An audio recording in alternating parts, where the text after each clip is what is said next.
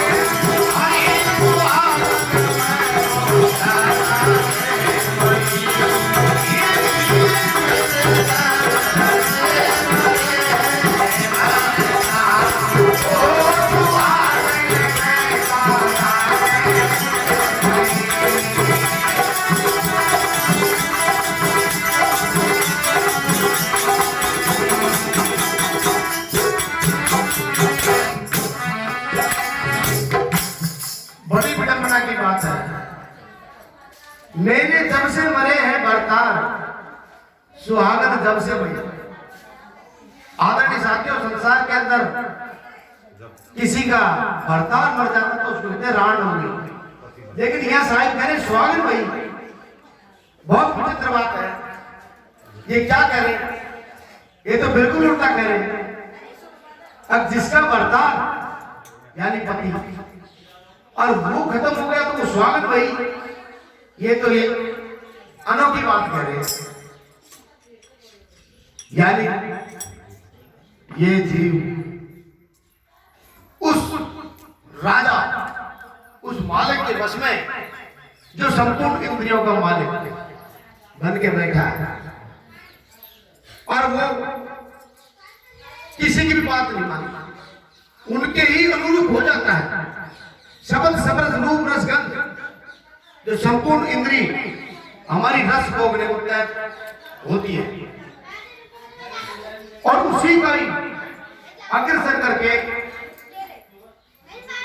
इस तरीके से वो फंसाता है जाल में, जो एक विचित्रता देखने को मिलती है कि ऐसा क्यों।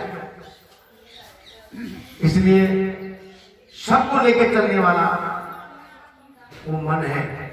और मन के वशीभूत जगह जगह ये जीव भटकता है, जाल में फंसता है, उसी के दृश्य देखता है और उसी के बंधन में बंध के जीवन समापन कर लेता है, बंधन से छूट नहीं पाता।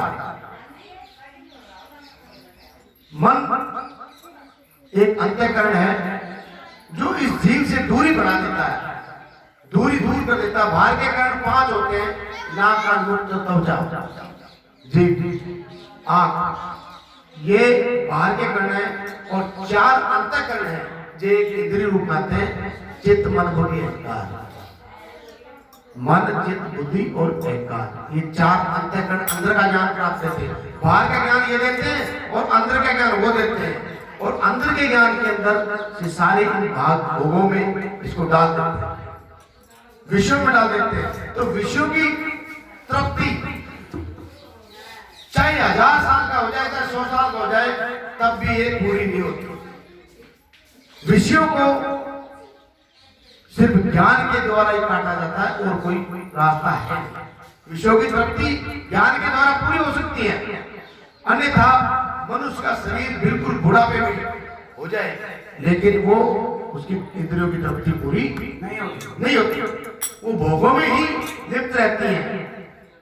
इसलिए आगे कैसे बताएं?